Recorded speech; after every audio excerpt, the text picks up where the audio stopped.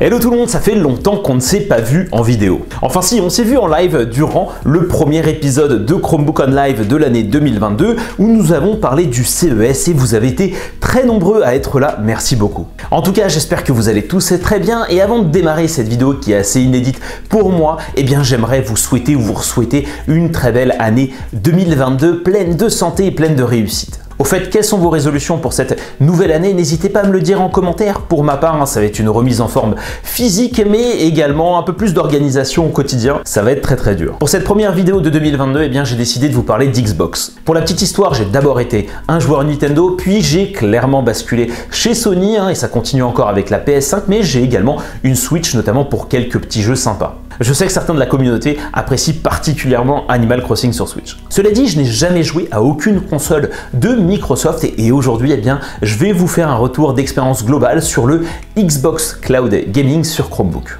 Alors pour commencer, on va d'abord parler du Xbox Game Pass parce que je n'ai pas trouvé ça forcément très clair au démarrage. Ensuite, je vais vous présenter les interfaces utilisateurs ainsi que le catalogue. On fera évidemment un retour d'expérience sur la partie gaming et pour terminer, eh bien, je vous apporterai ma conclusion personnelle. Et juste avant de démarrer, eh bien, je vous propose de vous abonner à la chaîne et d'activer la cloche des notifications. Let's go! Comme vous le savez, Google a lancé son offre de cloud gaming, Google Stadia, et Microsoft ne s'est pas fait attendre en sortant la sienne, à savoir le Xbox Cloud Gaming qui initialement était nommé projet xCloud. Et pour accéder au Xbox Cloud Gaming, il vous faut un Xbox Game Pass. Le Xbox Game Pass Ultimate va vous permettre de profiter au prix de 12,99 € par mois d'une grande sélection de jeux PC, consoles et mobiles jouables en illimité. Et c'est pour ça qu'on l'appelle le Netflix du gaming puisque vous payez par mois un accès complet et en illimité à un catalogue de jeux. Alors pour certains jeux, vous pourrez les télécharger uniquement sur PC ou bien sur console. Cependant, vous pourrez aussi profiter d'une grande partie d'entre eux directement via le cloud et donc sans installation. Et ça marche donc aussi sur Chromebook. Pour cela, vous avez deux possibilités. Soit vous passez par le navigateur Chrome ou soit vous téléchargez les applications mobiles nommées Xbox Game Pass venant du Google Play Store. Il y a une version bêta et non bêta. Et je ne vois pas trop les différences entre les deux applications. Petit aparté, ce qui est intéressant de noter, eh bien, c'est le nom donné aux applications. Donc Xbox Game Pass, ça signifie qu'en gros, le Xbox Cloud Gaming est la plateforme technique et le Xbox Game Pass, c'est la solution à part entière. On va donc dire, je vais jouer au Xbox Game Pass, c'est plus simplement un ticket d'entrée. Bref, ça c'est moi et les offres, je sais, je suis compliqué. L'application provenant du Google Play Store, celle qui n'est pas bêta, on sent qu'elle a été faite pour Android de par le wording qu'on y retrouve, mais elle a toutefois été pensée écran large et clavier puisque vous pourrez redimensionner l'application et aussi utiliser le clavier pour faire des copier-coller de texte. D'ordre général, l'interface utilisateur est plutôt jolie et est forcément axée autour de l'offre catalogue. Vous allez avoir une mise en avant de certains jeux, puis vous allez pouvoir catégoriser les contenus par type de plateforme. En allant sur PC ou bien sur Xbox, vous pourrez actionner le téléchargement des jeux pour les supports choisis. Et ce qui nous intéresse bien évidemment, c'est la partie cloud. C'est vrai qu'à première vue, eh bien, on a pas mal de contenu. Si on liste tous les jeux cloud, on a au total 339 jeux disponibles, ce qui fait un catalogue plutôt généreux en nombre. Vous aurez le droit à des classifications plutôt habituelles, par ajout récent, par meilleur classement, par offre et par typologie de jeu. Globalement, l'application tourne plutôt bien sur Chromebook. Ce qui va être intéressant, eh bien, c'est surtout le contenu du catalogue. En effet, au travers de l'offre Xbox Game Pass Ultimate, vous avez accès à l'offre ePlay, les jeux provenant donc de l'éditeur Electronic Arts, et surtout des titres Microsoft qui débarquent Day One en version cloud.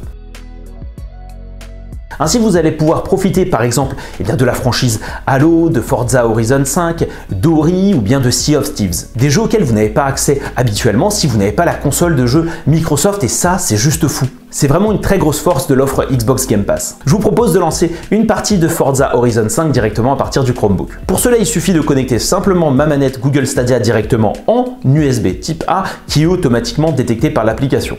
A noter que le couple clavier-souris n'est pas à ce jour supporté techniquement, ce qui est très dommage. A noter aussi qu'en lançant un jeu, il peut y avoir des temps d'attente plus ou moins longs. Il y a une sorte de système de queue d'attente. Alors déjà, première impression, c'est fou de pouvoir se dire de jouer à un vrai AAA venant de Microsoft directement sur Chromebook. Ensuite, ce qu'on remarque, eh bien, c'est la qualité d'image qui n'est pas exceptionnelle.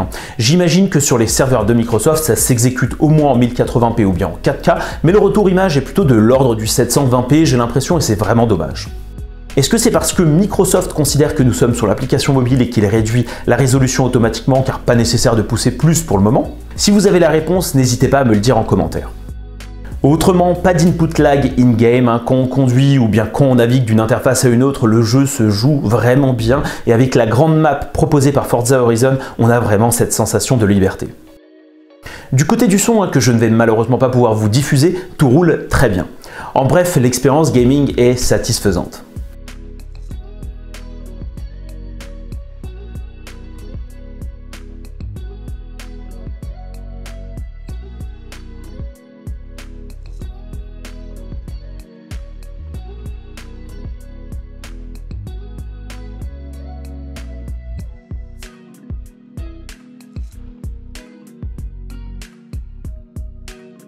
Comme énoncé plus tôt, vous allez pouvoir aussi jouer directement au Xbox Game Pass en passant par le navigateur Chrome en allant à l'adresse xbox.com/fr-fr/play. On retrouve quasiment la même organisation de l'interface sur le navigateur, cependant, lorsque vous lancez un jeu, Microsoft vous avertit que le navigateur n'est pas pris en charge, ce qui peut engendrer des problèmes de qualité. Cette fois-ci, c'est peut-être lié au fait que nous soyons en fait sur Chrome OS et qu'on ait en fait une version de Chrome qui est très récente et qui est donc pas supportée directement par Microsoft. Alors cela n'empêche que vous pouvez jouer, hein, il suffit toutefois de valider en cliquant sur Continuer quand même. Je vous propose une petite partie d'Ori sur navigateur, hein, une autre exclusivité de la marque Microsoft. Là aussi, on remarque des petits artefacts graphiques qui nous font croire qu'on est sur une sorte de résolution en 720p. Cependant, comme sur l'expérience via l'application, on peut y jouer facilement sans lag, c'est plutôt très stable de ce côté-là. Pour information, Ori est un jeu de plateforme qui regorge de détails graphiques, mais également de plein de petites animations, et c'est vraiment très agréable d'y jouer directement via le navigateur.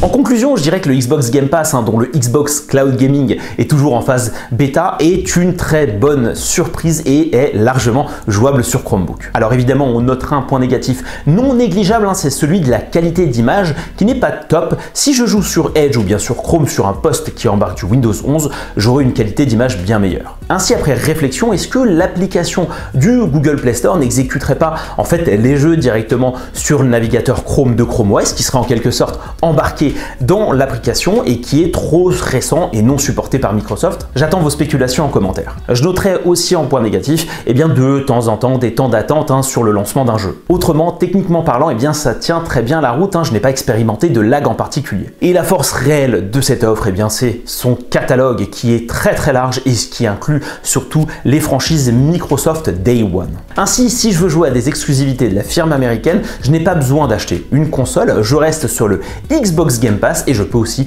profiter des exclus Sony directement sur la PS5.